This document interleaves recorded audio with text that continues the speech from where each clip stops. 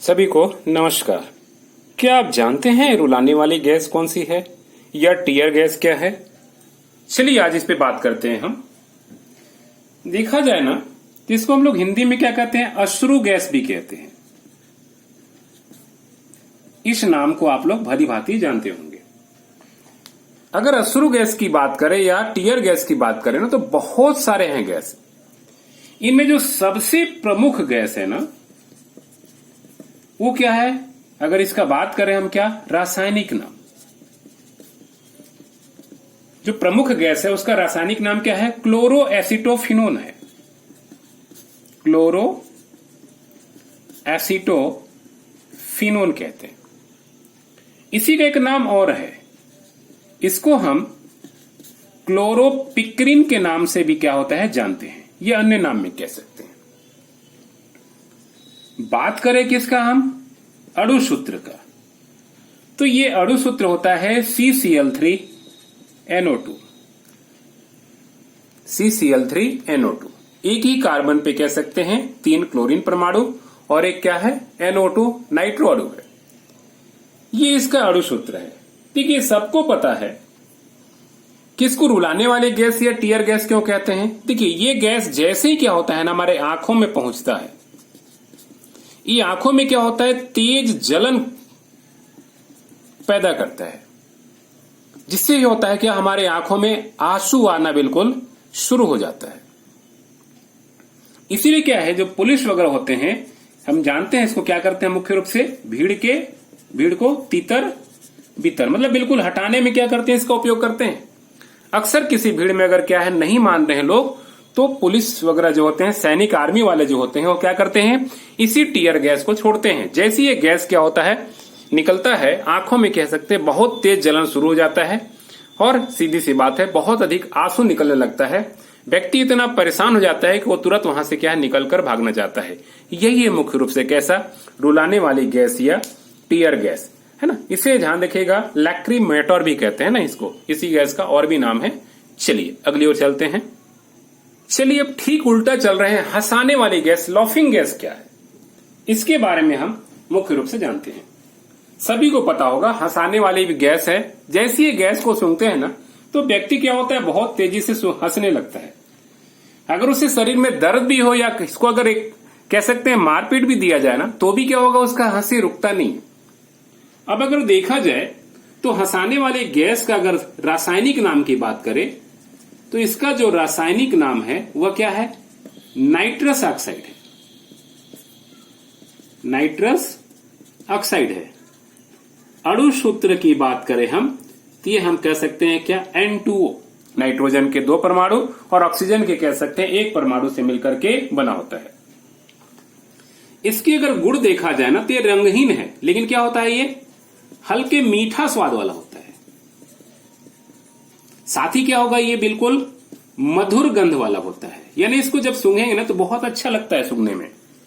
But क्या होगा, सूंघते के साथ क्या होगी, हमारी हंसी प्रारंभ हो जाएगी। सबको पता है, इसमें आइडिया है। तो ये खास तौर से कह सकते हैं ये हल्का मीठा स्वाद वाला है और मधुर गंध वाला है। अब अगर उपयोग की बात करें ना, याद रखिएगा हंसाने वाली गैस जरूर है, लेकिन अगर क्या करें हम इसका अधिक मात्रा उपयोग करें तो ये निश्चेतक का काम करता है। निश्चेतक मतलब चेतना शून्य, मतलब हम बेहोश हो सकते हैं। क्या होगा, एक तो हंसाएगा, दूसरी क्या है, अगर इसकी अधिक मात्रा अगर सूंघ लिया जाए तो क्या करेगा, बिल्कुल ये निश्चेतक कह सकते हैं या चेतना शून्य कर सकता है। इंग्लिश में क्या बोलेंगे इसको, एनेस्थीसिया। इसीलिए ध्यान रखिएगा ना, इसका उपयोग शल्य चिकित्सा,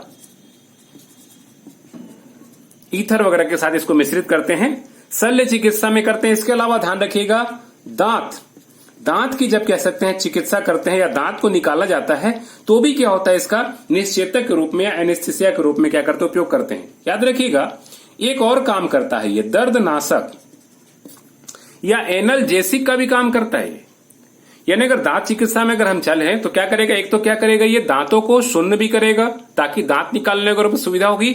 इसके अलावा क्या, अगर दांतों में दर्द हो रही है तो दर्द को भी क्या करता है, समाप्त करता है। ये मुख्य रूप से कैसा, हंसाने वाली गैस या लॉफिंग गैस। अगली ओर चलते हैं। अगले चलते हैं बेकिंग सोडा। देखिए दोस्तों, मैं बेकिंग सोडा के अलावा बेकिंग पाउडर ही बताऊंगा। यहां हमको समझना होगा कि बेकिंग सोडा क्या और बेकिंग पाउडर एक ही क्या। ऐसा नहीं दोस्तों, दोनों में बहुत डिफरेंस है, कार्य प्रणाली में बहुत डिफरेंस है।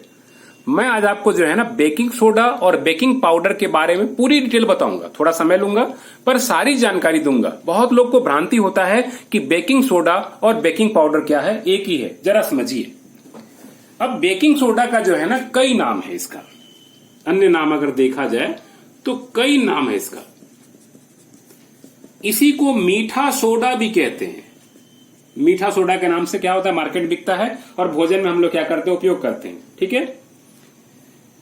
अगर देखा जाए तो इसका रासायनिक नाम जो होता है वो क्या होता है, सोडियम बाइकार्बोनेट है। इसके अलावा ध्यान रखिएगा, इसको और भी नाम से, दूसरे रासायनिक नाम से भी जानते हैं। इसको सोडियम हाइड्रोजन कार्बोनेट के नाम से भी जानते हैं। यानी सोडियम बाइकार्बोनेट भी कह सकते हैं, सोडियम हाइड्रोजन कार्बोनेट भी कह सकते हैं।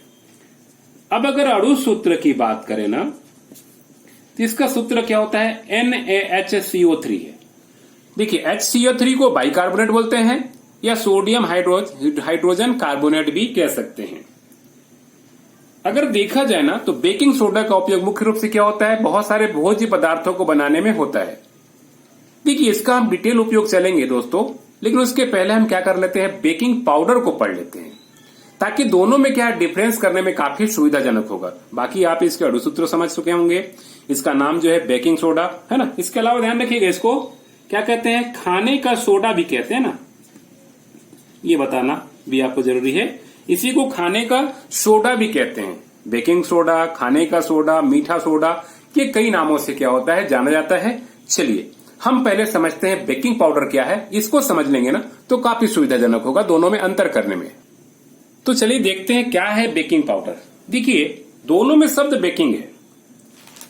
हमने इसमें क्या कहा, इसमें क्या होता है, सोडियम बाइकार्बोनेट होता है। देखिए बेकिंग पाउडर में भी क्या है ना, मुख्य घटक वही है, सोडियम बाइकार्बोनेट ही है। लेकिन जब इसके साथ क्या होता है, अन्य पदार्थों को मिश्रित कर सकते हैं।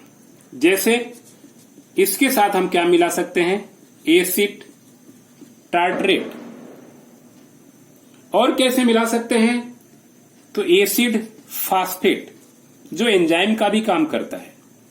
और इसके साथ क्या मिला हो सकता है, सोडियम एल्यूमिनियम सल्फेट। मेन घटक ध्यान रखिएगा सोडियम बाइकार्बोनेट ही होगा, बेकिंग सोडा ही होगा। लेकिन जब इसमें क्या होता है, या तो केवल एसिड टार्ट्रेट या केवल एसिड फॉस्फेट या केवल सोडियम एल्युमिनियम सल्फेट, या ऐसा भी हो सकता है कि तीनों ही पदार्थ क्या हो इसके साथ मिला दिए जाए, तो इस सम्मिलित रूप को हम कहते हैं क्या, यहां पे बेकिंग पाउडर। तो बेकिंग सोडा का ही एक रूप है, बस क्या है इसमें एसिड टार्ट्रेट, एसिड फास्फेट और सोडियम एल्युमिनियम सल्फेट, या तो तीनों को या फिर इनमें से किसी भी एक पदार्थ को क्या करते हैं, मिला देते हैं। आखिर मिलाने से होता क्या है समझिए। इसको मिलाने से क्या होता है ना, इसका प्रोसेस काफी लंबा हो जाता है। कहने का मतलब ये जो आपको मालूम होगा, बेकिंग सोडा क्या करता है, किसी भी ब्रेड या चीज को क्या फुलाता है। आप जानते होंगे बेकिंग सोडा का मेन उपयोग क्या होता है, तो जो आप घर में यूज करते हैं नान भटूरा वगैरह, उसमें क्या होता है, केवल बेकिंग सोडा यूज करते हैं। लेकिन बेकिंग पाउडर का हम उपयोग किसमें करते हैं, ब्रेड हो गया, पेस्ट्री हो गया, उसको क्या है ना फूलने में काफी समय चाहिए, तो ये लंबी प्रोसेस हो जाती है। इसको मिलाने से क्या होता है, इसका प्रोसेस काफी लंबा हो जाता है। तो बेकिंग पाउडर में क्या है, ये बेकिंग सोडियम बाइकार्बोनेट के अलावा ये पदार्थ भी क्या होंगे, मिश्रित होंगे। अब जरा बात समझिए यहाँ पे, आखिर बेकिंग सोडा या बेकिंग पाउडर में अंतर क्या क्या है, इसको जरा समझेंगे ना तो दोनों में हमको बिल्कुल समझ में आ जाएगा क्या डिफरेंस है और क्यों ऐसा मिलाते हैं। जरा समझिए। देखिए वास्तव में क्या है ना, जो बेकिंग सोडा है ये मुख्य रूप से क्या होता है ना, एसिड के साथ, अम्ल या एसिड के साथ क्या करता है, ये शीघ्रता से क्रिया करता है। जबकि बात करें हम किसका, बेकिंग पाउडर का, तो ये अम्ल के साथ क्या होता है, बहुत धीमे गति से क्रिया करता है। ये दोनों में डिफरेंस है। ऑलरेडी इसमें क्या है, एसिड मिला हुआ है। तो पहली अंतर क्या हो गया कि बेकिंग सोडा जो है वो अम्ल के साथ क्या होता है, बड़ी शीघ्रता से क्या होता है, क्रिया करता है, जबकि बेकिंग पाउडर क्या होगा, बिल्कुल धीमी गति से क्या होगा, क्रिया करेगा। पहला डिफरेंस हो गया। दूसरा अंतर ये होता है, ध्यान रखिएगा ना, कि जो बेकिंग सोडा होता है, हम केवल सोडा लिख रहे हैं ना, जो सोडा होता है ना, इसका लेवनिंग प्रोसेस, अब ये लेवनिंग प्रोसेस क्या है तो जरा समझिए। ठीक है, लेवनिंग प्रोसेस मतलब जैसे अगर हम क्या कर रहे हैं, ब्रेड वगैरह किसी में डाल रहे हैं तो क्या उसका फूलना, उठाना कह सकते हैं लेवनिंग। तो ये लेवनिंग प्रोसेस क्या होता है, कम होता है, यानी थोड़ी देर के लिए होता है। और अगर बेकिंग पाउडर की बात करें ना, तो इसका लेवनिंग प्रोसेस क्या होता है, बहुत अधिक होता है। कहने का मतलब है कि ये हो सकता है अगर 10 मिनट तक काम करता हो या 10 मिनट तक फुलाता हो, तो हम क्या कर सकते हैं, इसमें पदार्थ मिला के हम आराम से इसको 50 मिनट, 60 मिनट, 2 घंटे तक का भी हम प्रोसेस बढ़ा सकते हैं। जैसी मात्रा मिलाएंगे उसका लेवनिंग प्रोसेस क्या होगा, बढ़ता चला जाएगा। अगर हम क्या करेंगे ना, बेकिंग सोडा का उपयोग अगर ब्रेड में करेंगे ना, तो क्या होगा, उतना स्पॉन्जी नहीं बन पाएगा। इसीलिए क्या करते हैं, बेकिंग सोडा की जगह बेकिंग पाउडर का उपयोग करते हैं। तो बेकिंग पाउडर का क्या खासियत होगा कि इसका लेवनिंग प्रोसेस यानी फुलाने की प्रक्रिया या ब्रेड वगैरह को उठाने की जो प्रक्रिया होती है, ये बहुत लंबी होती है। जैसे जैसे इसकी मात्रा बढ़ाते जाएंगे ना, लेवनिंग प्रोसेस भी क्या होगा, बढ़ता चला जाएगा। लेकिन बेकिंग सोडा का लेवनिंग प्रोसेस क्या होता है, बिल्कुल सीमित होता है। मतलब थोड़ी देर क्या होगा, फुलाएगा, इसके बाद एक तरह से कह सकते हैं उसकी कार्य प्रणाली क्या होती है, बिल्कुल समाप्त हो जाती है। चलिए अगली अंतर को चलते हैं। देखिए तीसरा अंतर यह है ना कि जो सोडा होता है वो जैसे हो गया क्या, छाछ, नींबू, छाछ हो गया, नींबू हो गया, ठीक है। अन्य जैसे मान लीजिए आप लोग सिरका भी होंगे। ये सिरका जैसे जो खट्टे पदार्थ होते हैं, जिन भोज्य पदार्थों में क्या होता है, उपयोग होता है, मतलब या तो छाछ का प्रयोग होता होगा, उसमें नींबू का प्रयोग होता होगा, सिर का उपयोग होता होगा, वहां ध्यान रखिएगा सोडा का उपयोग करते हैं। जैसे आप बताए थे क्या, नान भटूरा। हम बता चुके हैं कि बेकिंग सोडा में क्या होता है, एसिड में बहुत शीघ्रता से क्रिया करता है ना। आप खाने का सोडा में अगर क्या करें, नींबू डाले तो बहुत तेजी से क्या होगा, कार्बन डाइऑक्साइड क्या करता है, रिमूव करता है। तो नान भटूरा वगैरह में क्या होता है, छाछ, नींबू, सिरका जैसे खट्टे पदार्थ का उपयोग करते हैं, तो उसमें क्या है, सोडा का उपयोग बहुत तेजी से होगा। जैसे सोडा क्या करेंगे, मिलाएंगे, ये खट्टे पदार्थों से बड़ी शीघ्रता से क्रिया करेगा और कार्बन डाइऑक्साइड क्या करेगा, छोड़ेगा, तो क्या होगा, स्पॉन्जी बनेगा। जबकि पाउडर की खासियत क्या है, पाउडर का उपयोग ऐसे पदार्थों में उपयोग करते हैं जिसमें क्या है, ये खट्टे पदार्थ का उपयोग न हो, खट्टे पदार्थ का उपयोग क्या न हुआ हो। क्योंकि खट्टे पदार्थों में क्या होता है, इसका क्रिया बहुत धीमा हो जाता है, स्लो हो जाता है। तो देखिए जैसे मान लीजिए आप बिस्किट है, बिस्किट में किसी खट्टे पदार्थ का उपयोग नहीं होता है। इसके अलावा क्या है, ब्रेड है, ब्रेड में किसी खट्टे पदार्थ का उपयोग नहीं होता है। केक है, केक में किसी खट्टे पदार्थ का उपयोग नहीं होता है। पेस्ट्री हो गया, ये सभी में क्या होता है, खट्टे पदार्थ का उपयोग नहीं होता है। एक तरह से देखा जाए ना, तो बेकिंग पाउडर का उपयोग मुख्य रूप से बेकरी में, बेकरी जितने भी प्रोडक्ट्स है, बिस्किट है, ब्रेड है, केक है, पेस्ट्री है, नान खटाई वगैरह जो भी होगा, इसमें खासतौर से हम पाउडर का उपयोग करते हैं। जबकि हम बेकिंग सोडा का उपयोग क्या करते हैं, ऐसे पदार्थों के कह सकते हैं बनाने में करते हैं जिसमें खट्टे पदार्थों का जरूर सेवन किया गया हो, चाहे उसमें छाछ मिलाया गया हो, चाहे थोड़ा सा नींबू मिलाया गया हो, चाहे सिरका मिलाया गया हो। सिरका तनु एसिटिक अम्ल बात कर चुके हैं पहले वीडियो में। तो इनमें से किसी का भी उपयोग हो तो हम वहां पे उपयोग कर सकते हैं। चलिए एक अंतर और समझते हैं। चौथा अंतर क्या है, देखिए सोडा क्या करता है, केवल और केवल क्या करता है, खट्टे पदार्थों से क्रिया करता है। सॉरी, खट्टे पदार्थ केवल नहीं, खट्टे पदार्थ और नमी दोनों के साथ क्रिया करता है सोडा। जबकि पाउडर की विशेषता है ना कि यह केवल क्या करता है, नमी के साथ क्रिया कर लेता है। इसमें एसिड का प्रोसेस क्या होगा, बहुत धीमा हो जाएगा। यानी अगर बेकिंग सोडा रहेगा ना, तो अगर खट्टा पदार्थ रहेगा तो वहां भी काम करेगा, और नमी रहेगा तो वहां भी क्या करेगा, काम करेगा। लेकिन पाउडर की खासियत क्या होगा कि खट्टे पदार्थों से हम देख चुके हैं इसका रिएक्शन बहुत कम होता है। केवल अगर नमी मिल जाए ना, तो बेकिंग पाउडर क्या होगा, नमी की उपस्थिति में क्या होता है, बड़ी शीघ्रता से क्रिया करता है। और दूसरी बात, लेवनिंग प्रोसेस अधिक होने से क्या होता है, काफी लंबे समय तक उस ब्रेड वगैरह को क्या होता है, देर तक कह सकते हैं इसको उठाने का काम करता है या फुलाने का काम करता है। चलिए दोस्तों, काफी अंतर समझ में आ गया होगा। अगले टॉपिक की ओर चलते हैं। चलिए अगला समझते हैं क्या है नौशादर। देखिए नौशादर आप लोग सुने होंगे, जनरली क्या है स्वर्णकार के दुकानों में क्या है ये आपको देखने को मिल सकता है। हालांकि इसका उपयोग बहुत विस्तृत है, पर सामान्य रूप से देखा जाए तो स्वर्णकार या कह सकते हैं जो सोने चांदी का काम करते हैं, वहां आपको नौशादर सुनने को मिला होगा। चलिए बात करें क्या इसका रासायनिक नाम, तो ध्यान रखिएगा इसका रासायनिक नाम जो होता है वो क्या होता है, अमोनियम क्लोराइड होता है। बात करें किसका, अणुसूत्र का, तो इसका अणुसूत्र जो होता है NH4Cl, अमोनियम क्लोराइड। अगर देखा जाए ना तो इसका जल जो होता है जलीय विलयन, अगर जल में घुले है तो लवण, लेकिन क्या होता है ना ये अम्लीय होता है, हल्का एसिडिक नेचर का होता है। मीन क्या है ना, नौशादर का उपयोग बहुतायत क्षेत्र में होता है। एक सबसे मेन उपयोग इसका होता है औषधि के रूप में। देखिए मैं आपको औषधि के रूप में इसका कई उपयोग बता रहा हूं, लेकिन मेरा निवेदन है कि प्लीज बिना जानकारी का आप इसका उपयोग नहीं करेंगे, क्योंकि औषधि में केवल सिंगल इसका नहीं, अन्य रासायनिक पदार्थों को या अन्य पदार्थों को मिलाना पड़ता है। देखिए इसका कई क्षेत्रों में होता है औषधि के रूप में। पेट दर्द अगर हो रहा है उसमें भी उपयोग होता है, पाचन की अगर समस्या हो रही है, अपच हो रहा है उसमें भी होता है, प्लीहा या स्प्लीन से अगर कोई रोग है उसमें भी इसका उपयोग होता है। मुख शोथ मतलब अगर मुख गुहा में क्या है, दांतों में परेशानी है, सूजन है ना, गांठ वगैरह है। इसके अलावा क्या है, दांत का दर्द है।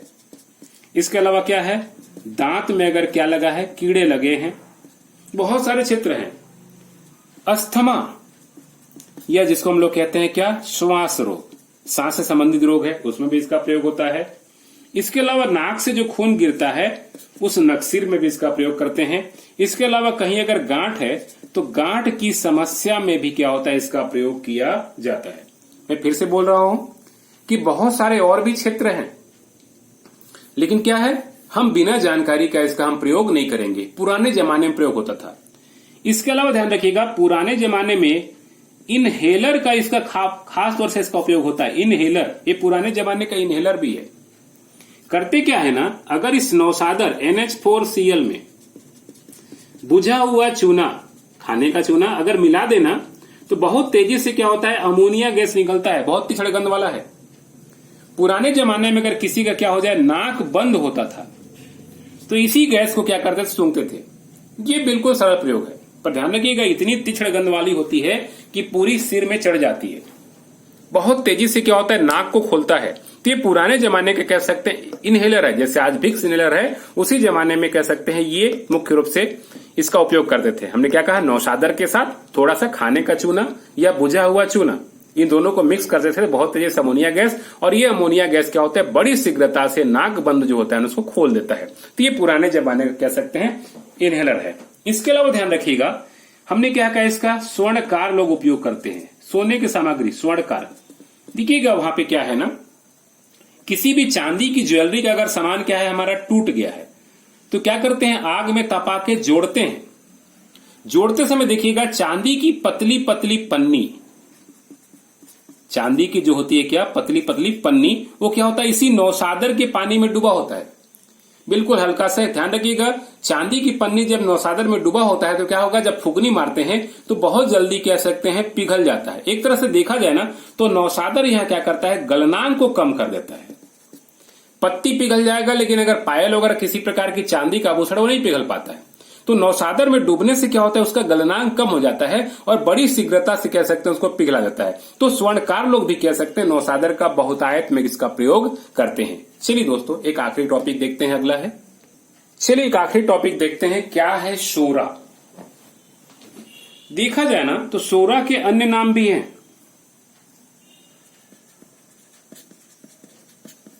इसको साल्ट पीटर भी कहते हैं, कहीं कहीं साल्ट पिटरे के नाम से भी क्या होता है, जाना जाता है। अब अगर देखा जाए इसका रासायनिक नाम,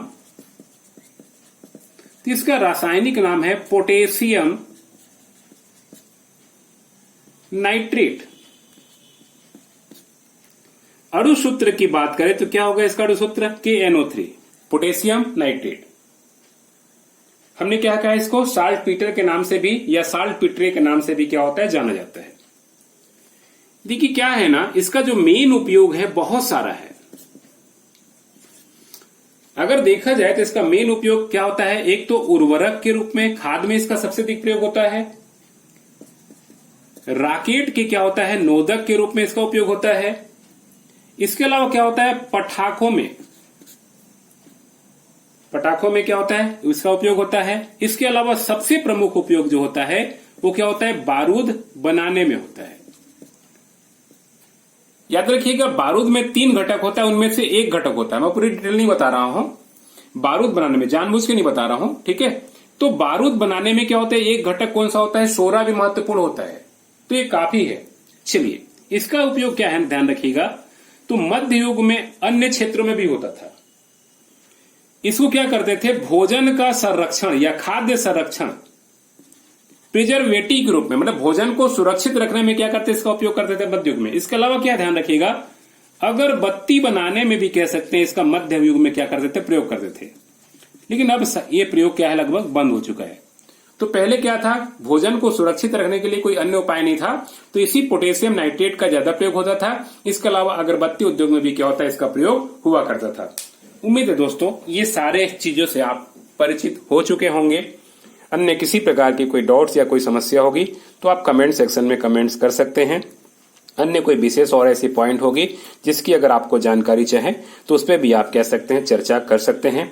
उम्मीद है वीडियो पसंद आई होगी। अगर वीडियो पसंद आई होगी तो प्लीज शेयर सब्सक्राइब जरूर करेंगे। इसी उम्मीद के साथ ओके, आप सभी को बहुत बहुत धन्यवाद।